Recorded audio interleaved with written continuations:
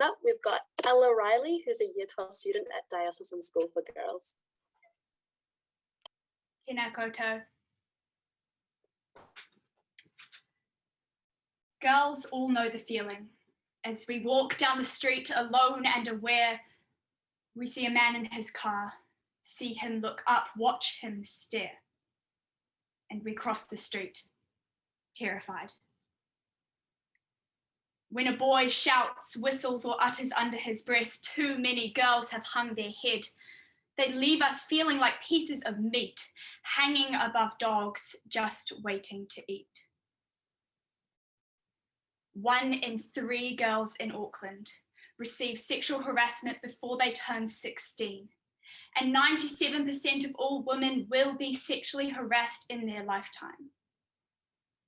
I know far too many who make up these statistics. We all know how it goes. Man is predator, woman is prey, the lion snarl, prowl and stalk, and the bunny scurries away. But bunnies have voices. Voices band together in herds. #MeToo, time's up, he for she, no means no, but it seems lions don't understand a bunny's words. But they are not the lions, and we are definitely not prey. Together, we must make it inexcusable to treat a woman this way, because sexual harassment is never okay. Being alone at night is not wanting it. Being intoxicated does not justify it. Wearing a short skirt does not mean she's asking for it.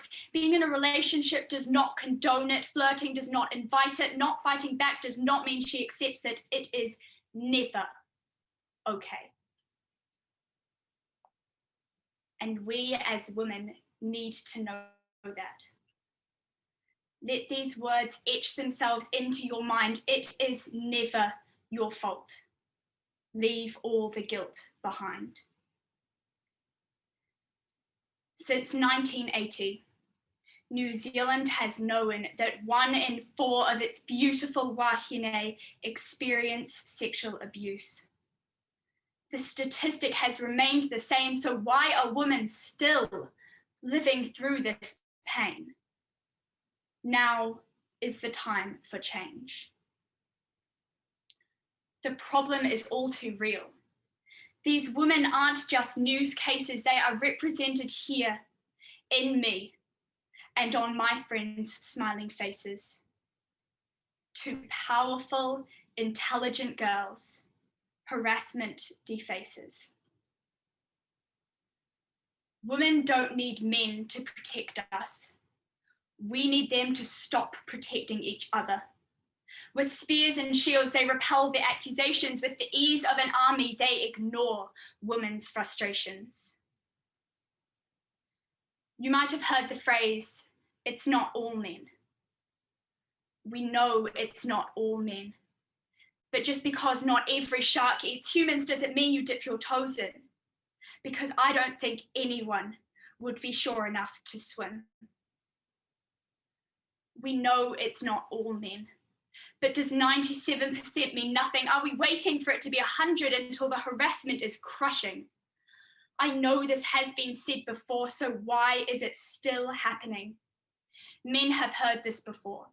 Their refusal to care is maddening. Women have been waiting years for the harassment to stop. Yet the harassment statistics have been rising non-stop.